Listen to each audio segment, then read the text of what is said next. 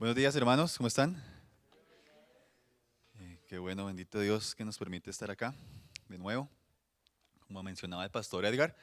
Entonces el día de hoy continuamos con la doctrina de la gracia irresistible que iniciamos hace 15 días. Entonces, antes de empezar, mis hermanos, pues oremos. Señor, te damos gracias, Padre de la Gloria, porque hoy nos has permitido de nuevo estar ante ti.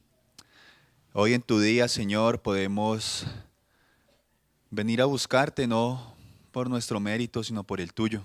Tú nos has traído acá, nos has rescatado, nos has dado una nueva vida. Nos has elegido, Señor, desde antes de la fundación del mundo y con tu gracia, Señor, que no hemos podido resistir, hemos podido contestar ese llamado porque tú nos has dado los dones necesarios para ello. Gracias, Señor, porque también provees todo lo necesario para que podamos perseverar en este peregrinaje. Y aquí estamos, Señor, reconociendo nuestra necesidad de ti. Danos, Señor, te rogamos por un corazón humilde, un corazón conforme a tu voluntad, el cual añore, Señor, y anhele conocerte más, buscar más de ti y poder glorificarte con nuestras vidas, con cada cosa que hagamos. Danos entendimiento, Señor, danos sabiduría, sé tú usando a cada uno de los que aquí tenemos el honor de pararnos, Señor, para tu gloria, para el crecimiento, Señor, de nuestra congregación. Y que en este ejercicio, Padre amado, podamos cada uno de nosotros honrarte, exaltarte, glorificarte, Señor. Ilumínanos, guíanos, capacítanos.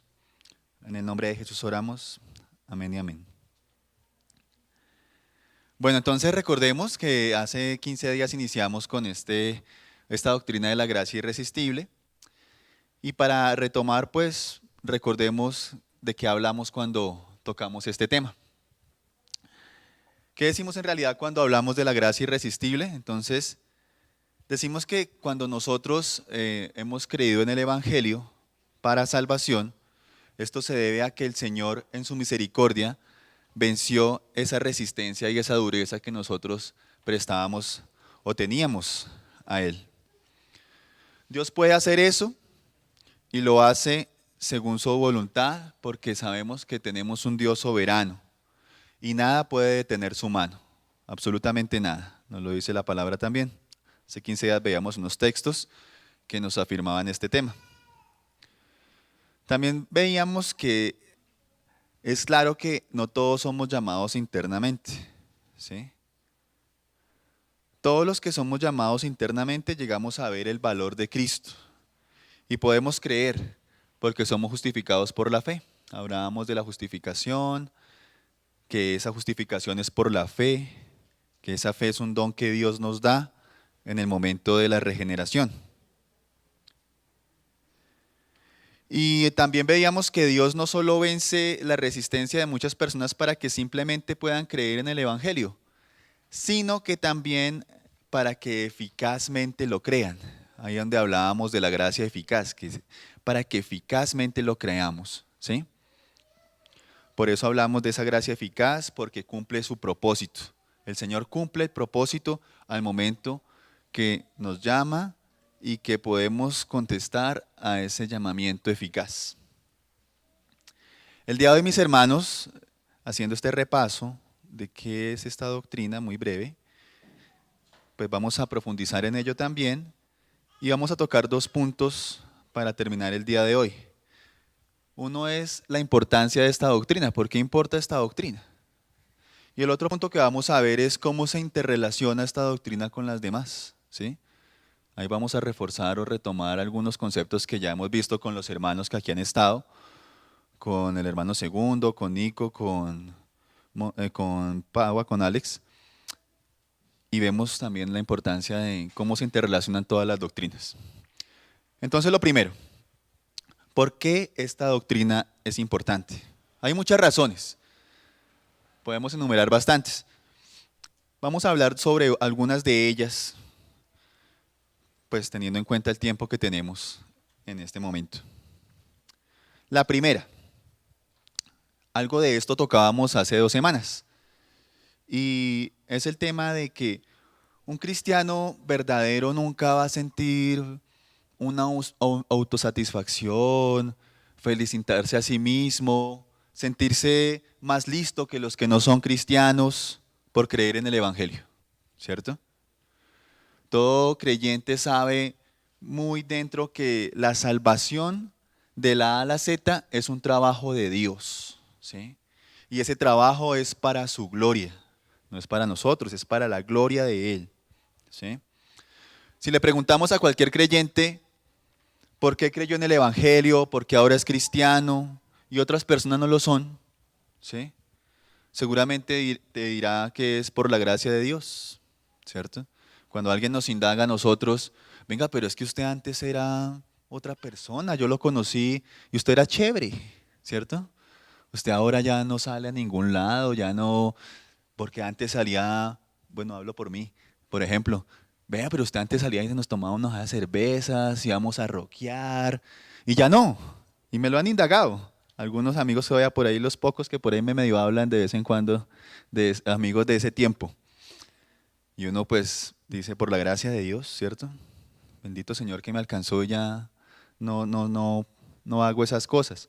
Pero eso no es malo, dirán algunos. Pero nosotros ya entendemos que hay cosas que no glorifican al Señor. También sabemos muy profundo que toda la salvación es por gracia. Es un conocimiento más consciente de que Dios nos dio esa vida espiritual y esa fe. Y cuando vemos esto es como hundirnos en un océano de gozo, ¿sí? Cuando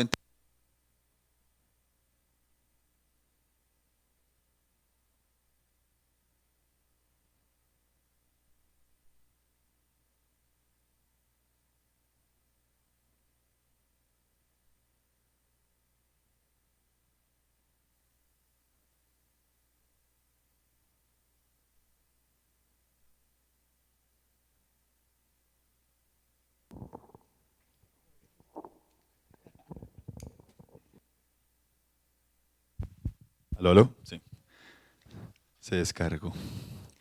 Listo, después de superar esto, entonces seguimos. Veíamos que cuando podemos ver que hemos sido llamados por el Señor, cuando en nuestro corazón, en nuestra mente, en nuestro ser, está esa evidencia, ¿sí? Que, pues, a todos yo creo que nos pasó al momento de nuestra conversión. Lo que nos llenamos es de gozo. Algunos derramamos lágrimas, ¿cierto? Y sentimos algo inefable, indescriptible. Y cuando recordamos eso, en estos momentos, de pronto muchos ya después de llevar una buena cantidad de años en el cristianismo, otros no tanto, pero al recordar ese momento es algo que nos da felicidad, que nos da paz, esa paz que sobrepasa todo entendimiento. Y eso nos ayuda a ser más agradecidos, a ser más humildes y a realmente cada día confiar más en el Señor. En tiempos antiguos también, el momento de esa conversión, yo creo que a muchos nos ha pasado cuando uno comenzaba a predicar el Evangelio después de que el Señor nos hizo este llamamiento eficaz, que muchas personas nos decían, es que usted ya vivió la vida, es que usted ya hizo muchas cosas. Me acuerdo que alguna chica que me conoció en mi antigua vida y le hablaba yo de Cristo, me respondía esto y cuando uno entiende la salvación, y ojalá no hubiera conocido y vivido la vida como la viví, ojalá.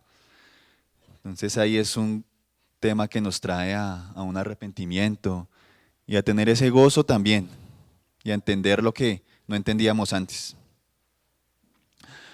Ahora también hay quienes con esta doctrina acusan con una pregunta como la siguiente: ¿que sea irresistible la hace una obligación o castigo para el hombre?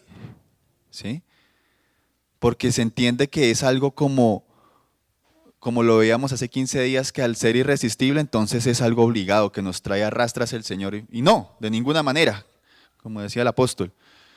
Es un deleite para nosotros como creyentes seguir al Señor cuando está cambiando nuestro corazón. Obedecer a Dios y entregar nuestra vida a Él es un acto que se hace con gozo y sin coerción. La Biblia nos da numerosos ejemplos de ello. Por ejemplo, el llamamiento de Pablo, que es narrado en el libro de Hechos. ¿Sí? Él se encuentra con el Señor. ¿Sí? Cuando se encuentra con el Señor no se levanta de la tierra para dar la espalda y seguir con sus intenciones perseguidoras, que era lo que estaba haciendo, ¿cierto? No, Pablo respondió. Le dijo al Señor, ¿qué quieres que yo haga? Lo vemos en Hechos 9:6. ¿Él qué hizo luego? Obedeció y cumplió voluntariamente con esta misión encomendada desde el cielo. Un verdadero creyente, porque sabe que no son sus obras, no son nuestras obras, sino es la gracia de Dios la que nos ha salvado, vive en continua gratitud. Y no con pesadumbre, no que, ay, no, es que hoy me toca otra vez venir a la iglesia. No pude echarme esta canita al aire porque soy cristiano. No, nada de eso, ¿cierto? Nada de eso. Ojalá no haya ese pensamiento en ninguno de nosotros. Lo hacemos con esa gratitud continua delante de nuestro Señor, de nuestro amo, de a quien nos debemos ahora. Así como esto, Lázaro fue levantado de los muertos sin tener ninguna parte en ello, ¿cierto? Cada uno de los escogidos es levantado por el Padre de la muerte espiritual en la que se encontraba. Eso lo vemos en Efesios 2:1. No sé si alguien me quiere ayudar leyendo ahí Efesios 2:1 rápidamente. Ahí lo están colocando también en las pantallas para que lo tengamos ahí. Efesios 2:1. Dale.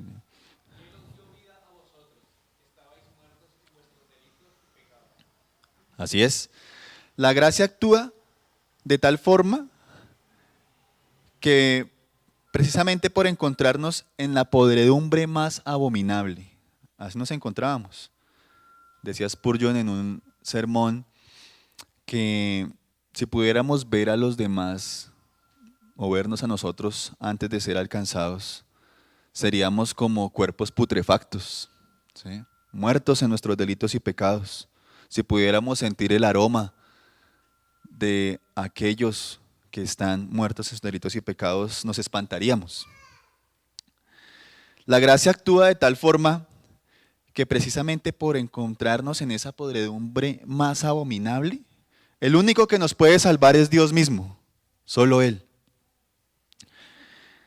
Él nos da lo que no merecemos, que es esa gracia, y retiene el castigo inmerecido, que es esa misericordia, sin que esto implique tener por inocente al culpable.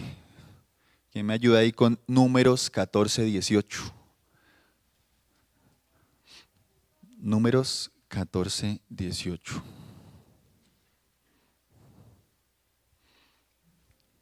¿Quién dijo yo? Marlo, por favor.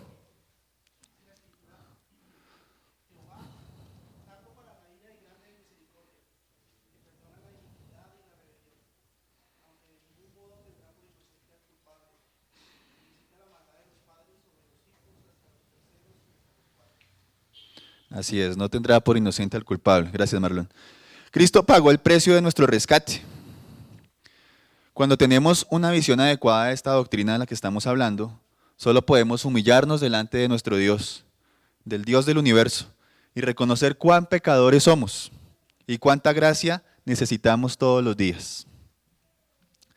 Asimismo, otra ilustración que vemos en la palabra es el tema cuando el Señor está llamando a los apóstoles.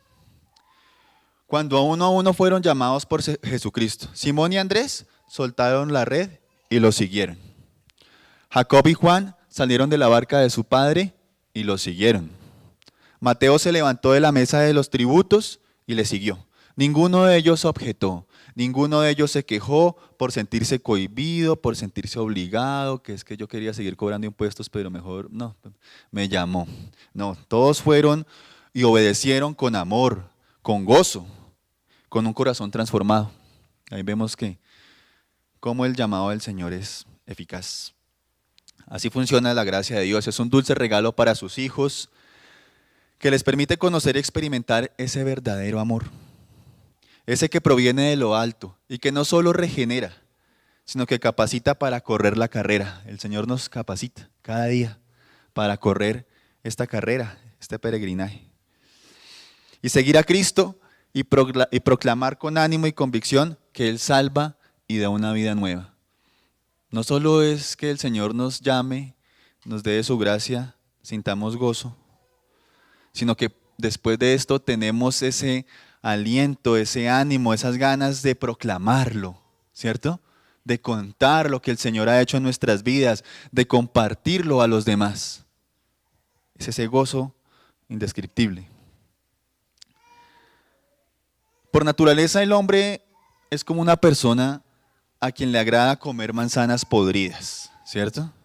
Llenas de gusanos, tomadas del basurero. O como quien le gusta sentarse en el barro para comer tierra.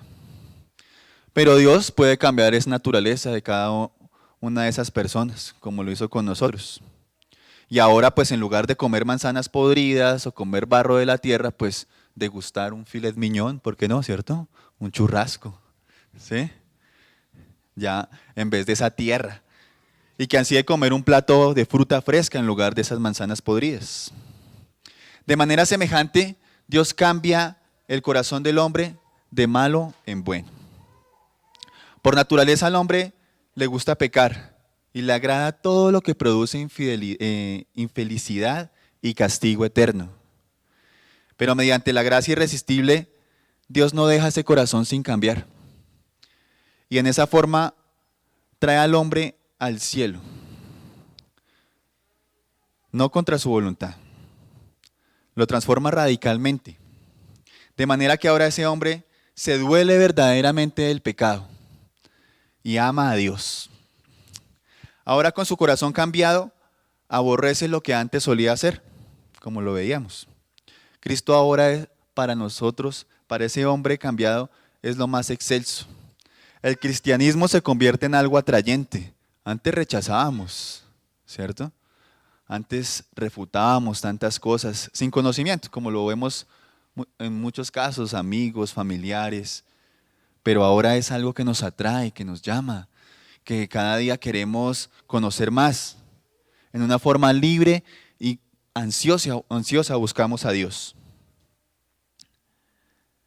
Otro punto de por qué es importante esta doctrina, mis hermanos, ¿sí? Es porque es crucial al evangelizar. En la palabra leemos que la fe viene por el oír, ¿cierto? Por oír el evangelio. Si alguien me ayuda leyendo Romanos 10, de 13 al 17, por favor. Romanos 10, de 13 al 17.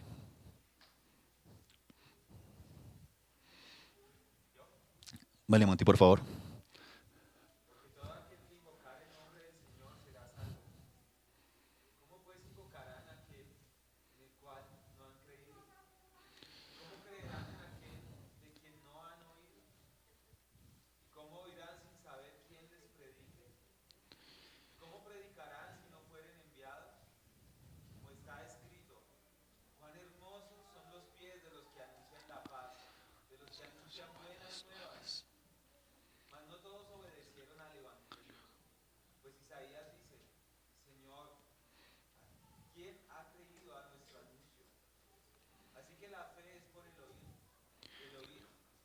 Por la palabra de Dios.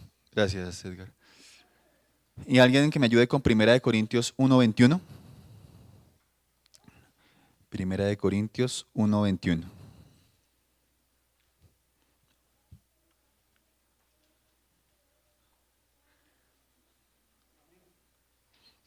Mi hermano, por favor.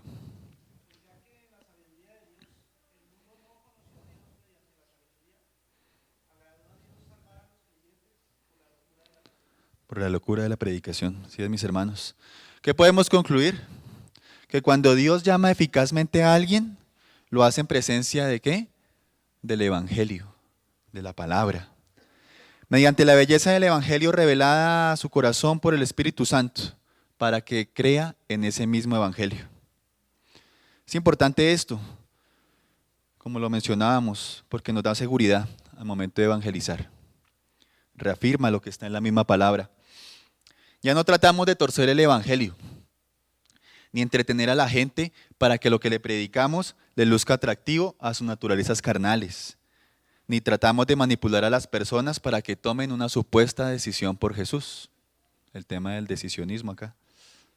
Tampoco nos quedamos paralizados creyendo que la predicación es inútil y que no hay esperanza para las personas muertas espiritualmente, sino que predicamos el Evangelio con firmeza, sabiendo que puede Dios llevar el mensaje a todos los oídos de las personas y de los oídos a sus corazones y vencer toda dureza. Este es otro punto importante de esta doctrina.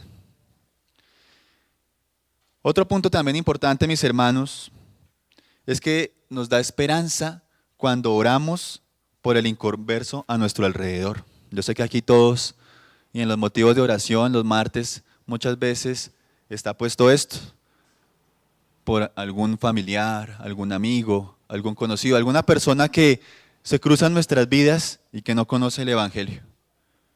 Y cada día que pasa, esa lista se aumenta más. Y oramos por ellos, para que el Señor también les alcance. Si Dios pudo salvarnos a nosotros, puede salvar a cualquiera. ¿Sí? Recordemos que la salvación es por gracia, no que porque usted es más malo que yo. Es que este es como que, yo creo que ese no se va a salvar porque es que ese ya mató. Yo no, ¿cierto? Es que mire, se la pasa robando. No, mis hermanos, cualquiera. Alguna vez, algún momento de pronto en nuestra carnalidad llegamos a tener pensamientos, bueno, o yo, o hablo por mí, algunos pensamientos que uno que llega a pensar que hay, es que esa gente es muy mala. Mire todo lo que hacen, casos terribles que vemos en la televisión. Por ejemplo, esta señora que desaparecieron en Zipaquirá. Pero para el Señor no es imposible alcanzar a cualquiera de estas personas y también pueden ser salvos. Y hacer cantar, como hemos cantado nosotros, sublime gracia del Señor, que a un pecador salvó. Fui ciego más, hoy veo yo, perdido, y Él me halló. Esos son los puntos que quería traer a colación de la importancia de esta doctrina, mis hermanos. Ahora pasemos a la otra parte de esta explicación, que es la interrelación de las doctrinas mismas, y en especial de las demás doctrinas que hemos visto. No me voy a meter en el terreno del hermano Willy, que sigue con la perseverancia de los santos, sino de las doctrinas vistas con la doctrina de la gracia irresistible o llamamiento eficaz. ¿Sí?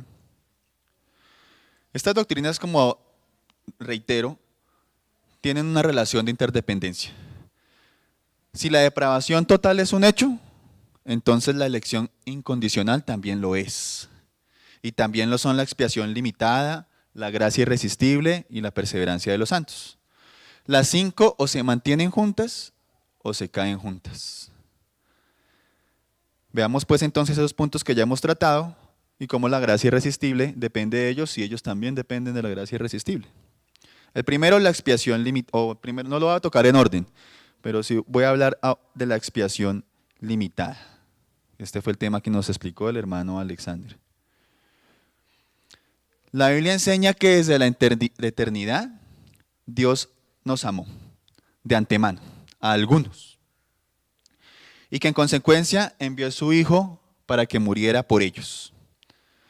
Como hemos visto, Jesús de hecho murió por ellos. No se limitó a dar la impresión que quitaba sus pecados, sino el sacrificio en la cruz. Murió por nosotros. No fue teóricamente al infierno por hechos. De ello, llevó sobre sí sus pecados y eliminó su culpa. Consumado fue. Es uno o el otro. O Jesús lo salvó o no lo salvó. O lo sustituyó de hecho o no lo sustituyó. La Biblia enseña que sí lo hizo. Si Cristo de hecho los ha liberado de la culpa del pecado, y si la salvación llega solo por fe, entonces es necesario que Dios envíe su Santo Espíritu a sus vidas, a fin de que puedan recibir ese regalo de la salvación que ya se les ha otorgado en la cruz. El Espíritu Santo debe actuar de una manera irresistible, ¿sí?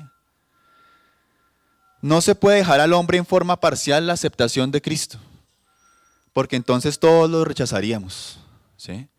Y la expiación limitada conduce a la acción irresistible del Espíritu Santo. Acá entonces vemos lo irresistible en la expiación limitada. Ahora en la elección incondicional, tema que trató Nico. Sí es cierto que Dios ha elegido a algunos incondicionalmente para que se salven, ¿sí? Esto está probado en la palabra, ya hemos visto, ya Nico lo explicó, aunque aquí vamos a tocar algunos puntos para reforzarlo y recordarlo. Entonces, por consiguiente, el Espíritu ha de actuar de una forma irresistible. De lo contrario, todos, a causa de nuestra depravación, rechazaríamos a Cristo. Y entonces no habría predestinación a la vida eterna. Entonces ahí se cae la predestinación. Dios no podría estar seguro de aquellos a que ha elegido, creerían y se salvarían. ¿Cierto? Si no hay una elección. La certeza de elección y confianza de su resultado y que realiza lo que Dios ha predeterminado. Sin la gracia irresistible de Dios, no podría haber predeterminación ni elección. Ayúdeme a alguien leyendo Primera de Juan 6:37. Perdón, Juan 6:37, perdón, no Primera de Juan. Juan 6:37, qué pena con ustedes. Juan 6:37. Como estamos estudiando Primera de Juan, se me cruzó. Juan 6:37. ¿Quién lo tiene? Hermana, por favor, Durley.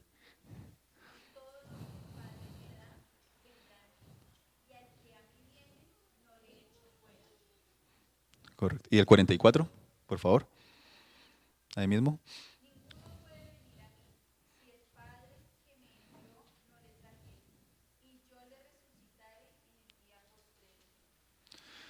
Jesús dice en este pasaje que el Padre le ha dado a ciertas personas y que cada una de ellas vendrá a mí. Ahí no hay vaguedad, no hay espacio para la duda. Es una sencilla afirmación declarativa. Aquí sigue clara y quien declara es el Señor, ¿cierto? Todo vendrá a mí. Esto puede suceder desde luego solo si Dios impulsa en forma irresistible a que vengan. Y esto es lo que Jesús dice que sucederá. El Padre los traerá y Jesús entonces los resucitará en el último día. La palabra que se habla aquí de traer es la misma que se emplea para indicar la acción de sacar una redada de peces en Juan 21, en el versículo 6 y en el 11. Esa red no puede oponer resistencia a Pedro, que la va arrastrando hacia la orilla. Nada puede hacer. Está pasivo, no puede oponerse, esa red no puede oponerse. También esta palabra de traer es la misma que se emplea en el caso de Pedro cuando saca la espada para cortar la oreja al soldado. En Juan 18:10. También cuando Pablo y Silas son conducidos al foro, en Hechos 16:19. Y cuando Pablo lo saca a la turba del templo, en Hechos 21:30. En todos esos casos se conduce al objeto en forma irresistible.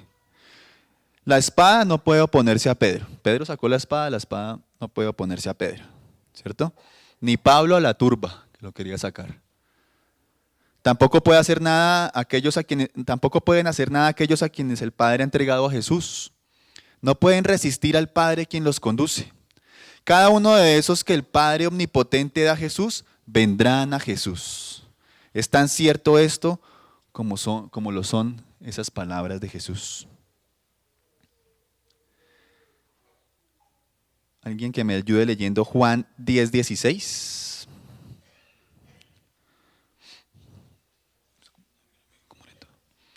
Juan 10:16.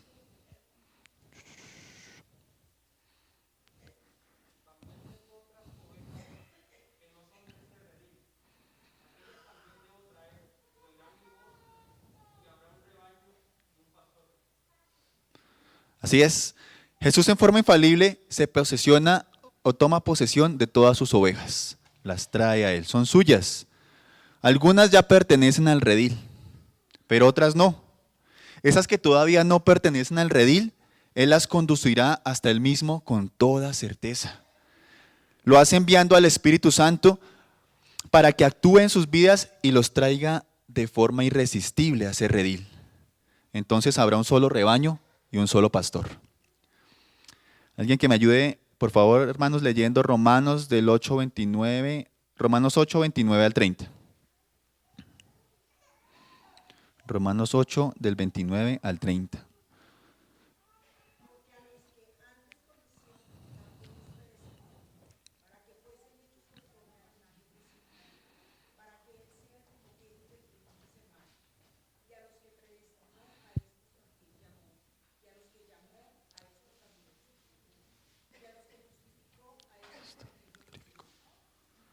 Gracias, hermana.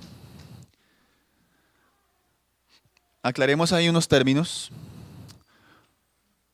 La palabra que antes conoció significa amó desde antes. ¿Sí? Significa lo mismo que en Génesis 4:1, donde se afirma que Adán conoció a Eva. La palabra llamó, que se utiliza acá, en este pasaje, no se refiere solo a ese llamamiento externo, un llamamiento de palabras, sino ese llamamiento que el Señor hace interno que produce una respuesta afirmativa en nosotros. Aquí Pablo está afirmando con claridad que hay una sucesión inexorable de acontecimientos que comienzan con ese amor eterno del Señor por sus elegidos. Aquellos a quienes Dios ha amado de antemano, también los ha predestinado. Y aquellos a quienes ha predestinado también los ha llamado para que crean. Y aquellos a quienes ha llamado y que han creído los ha justificado, los ha declarado justos. Y aquellos a quienes ha justificado también los ha glorificado. Los planes de Dios no fracasan, mis hermanos. En todo este proceso, desde el amor y predestinación de Dios hasta esa glorificación final que nos espera, hay un ambiente de certeza y de seguridad, de éxito. Esta certeza y seguridad solo se pueden dar si Dios actúa como de forma irresistible en la vida de todos aquellos a quienes ha amado de antemano. Aquí vemos en esa doctrina de la elección incondicional cómo se entrelaza con la gracia irresistible. Y también vemos esta relación ahora en la doctrina de la depravación total. Sabemos por depravación total que el ser humano está muerto, ¿no? Como lo veíamos también en lo anterior. Está muerto en sus delitos y pecados. Estamos conducidos a hacer el mal. El libre albedrío, como decía también Spurgeon, que tenemos es como estar sentados en una cárcel, en una prisión, en una celda, y tener la llave, pero solo la abrimos y seguimos ahí, en esa celda. Hay varias ilustraciones que nos muestran este tema de la depravación total y la incapacidad de que nosotros podamos resistir a los propósitos de Dios. Una ilustración es la resurrección. ¿Sí? La Biblia afirma que el hombre natural está muerto en sus delitos y pecados. No tiene vida espiritual. El hombre muerto no puede resistirse al poder de la resurrección que tiene Dios. En el día del juicio, todos seremos resucitados de la muerte. Algunos desearán no tener que ser resucitados. Clamarán a las montañas para que los aplasten y los aniquilen, porque tendrán miedo de enfrentarse con su Dios y juez, pero no pueden oponer resistencia. Dios resucitará a todos los que han muerto, buenos y malos, creyentes e incrédulos. No pueden negarse a ser resucitados, del mismo modo que Dios no quebrantará su promesa de resucitar a todos. Cuando Lázaro estaba en la tumba y Cristo le devolvió la vida, no pudo permanecer muerto, tuvo que salir de la tumba. Cristo no podía ser frustrado en su deseo de darle vida. De la misma forma, cuando Dios resucita a alguien de la muerte espiritual, al muerto le es imposible resistir. Tiene que vivir, no está en sus manos cambiar esto. Otra ilustración es también la del nuevo nacimiento.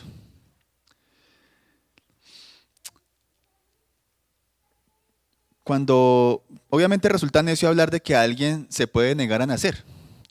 Nosotros no podemos elegir nacer o no nacer. No está en nuestras manos. Alguien que no existe no se puede negar a ser concebido y nacer. Así también es ridículo hablar de que alguien pueda resistir al nacimiento espiritual. ¿Sí? Suena fuerte, pero ahí está la ilustración. La palabra dice en Juan 3:8, el viento sopla a donde quiere, así es todo aquel que es nacido del Espíritu. Otra ilustración también que vemos, mis hermanos, es una nueva creación. Nada de lo que alguna vez ha sido creado se ha negado a ser creado. Al principio no había nada sino Dios. Cuando Dios decidió crear el universo, no hubo nada que le pudiera decir, no, yo no quiero ser creado. No había nada. Porque ni siquiera había nada para que lo dijera. Fue simplemente creado. Dios es omnipotente, hizo lo que quiso. En forma semejante, en la creación espiritual nadie puede resistir el propósito de Dios. Dios espiritualmente recrea al que quiere y nadie puede oponérsele. Y otra ilustración también, hermanos, que está en la palabra, es la hechura. Pablo escribe que nosotros somos hechura suya, hechura de Dios, creados en Cristo Jesús para buenas obras. Así como juguete, un teléfono, un celular, un radio, no se puede resistir a ser hecho, así tampoco nosotros, que somos hechura de Dios. Nosotros no podemos negarnos a ser hechos. Vemos acá pues que todas estas ilustraciones bíblicas acerca de la regeneración enseñan la depravación total y natural del hombre y su incapacidad no solo de hacer el bien, sino también para resistirse a la acción del Espíritu Santo. Para decirlo en forma positiva, Pablo habla de cuál es la supereminente grandeza de su poder para con nosotros los que creemos. En Efesios 1:19. Y este poder que hay en nosotros, nos dice la carta de Hebreos, es el mismo que la fuerza poderosa que utilizó Dios cuando resucitó a Cristo de entre los muertos y lo sentó a su diestra en el cielo. Qué amalgama de Dios en el hombre, mis hermanos, ese poder con el que nos llama. Expresemos nuestra gratitud a Dios por esa gracia irresistible. Sin ella nadie se salvaría. Para concluir, mis hermanos, esta doctrina, les menciono lo siguiente, retomando lo que hemos visto, conclusiones. A veces el Señor envía adversidades a las personas. Todos hemos pasado por ellas. Pobreza, desgracias, enfermedades, soledad, entre muchas otras. Cuando alguien se halla en problemas, es natural que siempre busque ayuda. Va a buscar ayuda en otro, ¿cierto? Sería natural pensar que esa persona buscaría ayuda en Dios. Pero sabemos que el hombre está tan depravado que nunca acudirá a Dios a no ser que el Espíritu de Dios cambie su corazón. A veces también el Señor utiliza el azúcar, el dulce, en vez del vinagre. Bendice a personas con tantos bienes materiales que uno pensaría que cualquier persona que tenga un mínimo de gratitud acudiría a Dios, de quien proceden todas las bendiciones. Sin embargo, hay algunas que nunca tienen que preocuparse por el dinero y que disfrutan de una salud excelente, que parecen volverse aún más indiferentes y endurecidos para con Dios. En cuanto más bendiciones reciben, más se endurecen. La razón de ello, el Espíritu de Dios no está operando en sus corazones. Incluso resulta posible que hayan personas que vean milagros y sin embargo no crean. Lo vemos en muchos relatos del Nuevo Testamento, todos los milagros que el Señor hacía. Pero cuando llegó la persecución, muchos corrieron. Si el Espíritu no está en nuestras vidas, así veamos milagros, no creeremos. Esto sucedió cuando los fariseos vieron al Hijo del Hombre, a Jesucristo, expulsando un demonio. ¿Y qué dijeron? Lo llamaron Belcebú, ¿cierto? Imagínense eso. Ver un milagro del Señor Jesús y lo llamaron Belcebú. Incluso si alguno volviera de la tumba, no creería. ¿Esto quién se lo dijo? Se lo dijo Abraham al rico. El rico estaba en la parábola que vemos en Lucas 16, en el infierno. Estaba Lázaro, otro Lázaro, el mendigo, estaba en el cielo al lado del padre Abraham.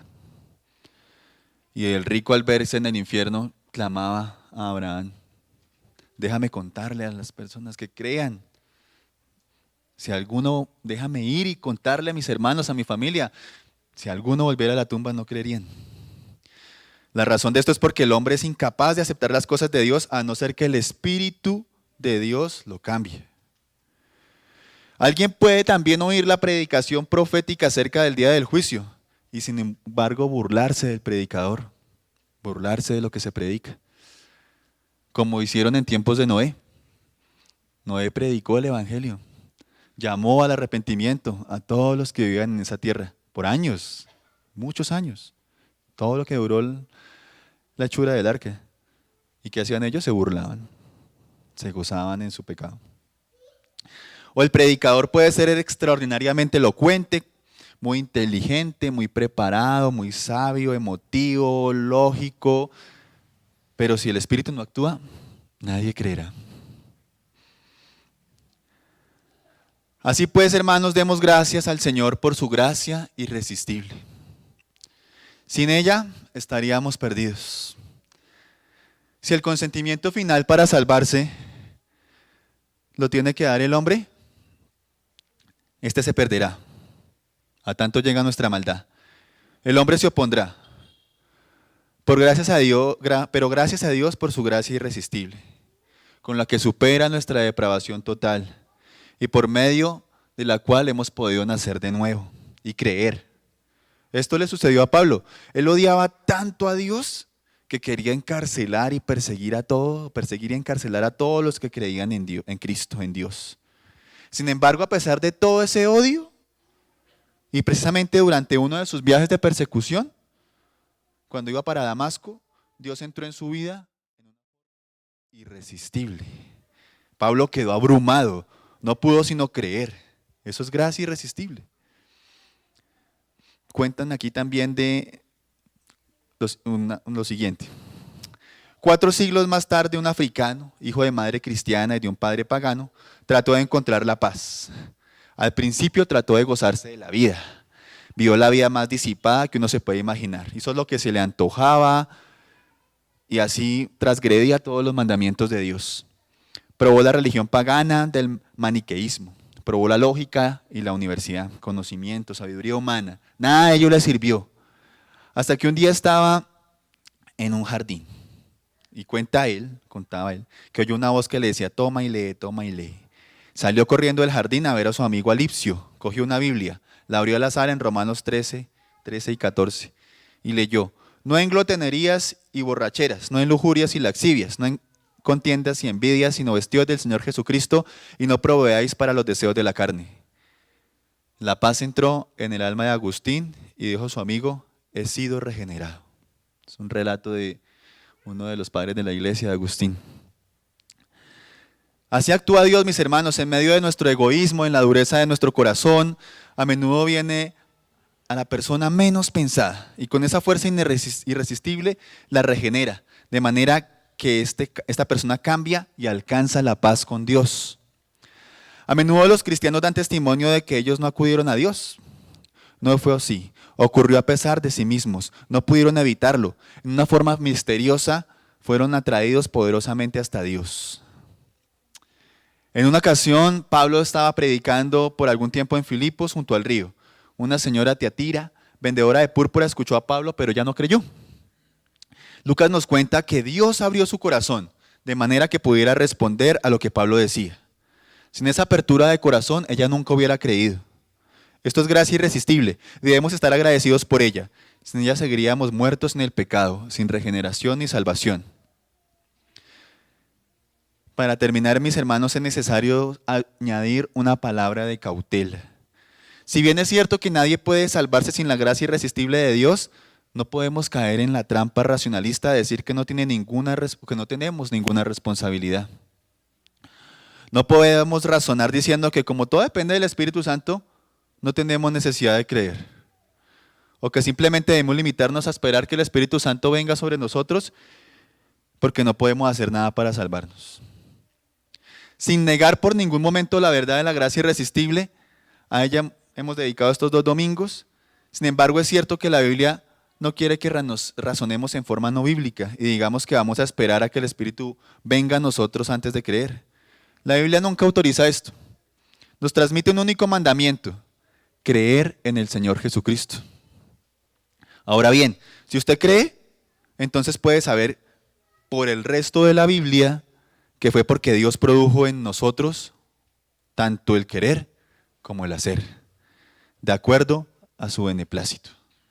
Así pues, crea, Dios se lo manda. Si aquí hay alguien que no cree aún, crea, Dios lo manda. Y si lo hace o lo hacemos, démosle gracias a Dios por habernos hecho creer, mis hermanos. Gloria a Dios. Oremos para continuar, mis hermanos. Señor, te damos gracias por tu palabra. Una vez más, tú a través de ella nos enseñas, nos capacitas, nos das mayor entendimiento en el cual nos podemos gozar. Gracias, Señor, porque podemos alabarte, glorificarte, exaltarte por estas maravillosas verdades que encontramos en tu palabra. Podemos tener ese gozo inefable, indescriptible, de saber, Señor, que hemos sido alcanzados por ti, amados desde antes de la fundación del mundo, llamados de esa forma eficaz, irresistible, y que todo esto opera en nuestras vidas para tu gloria, Señor. ¿A quién iríamos, Señor? ¿A quién iremos sino solo a ti? Ayúdanos, Señor, en este caminar, a buscar cada día más y más de tu presencia. Ayúdanos a capacitarnos, a obedecer tus mandamientos, a deleitarnos en ellos, no pensando en tener una vida más cómoda en este mundo, Señor, sino en agradarte a ti, a tener esa paz contigo, Señor, esa paz que solo tú das. Ayúdanos, Señor, fortalécenos en nuestras debilidades, glorifícate en ellas, nuestro amado Rey, porque necesitamos cada día más de ti, Señor.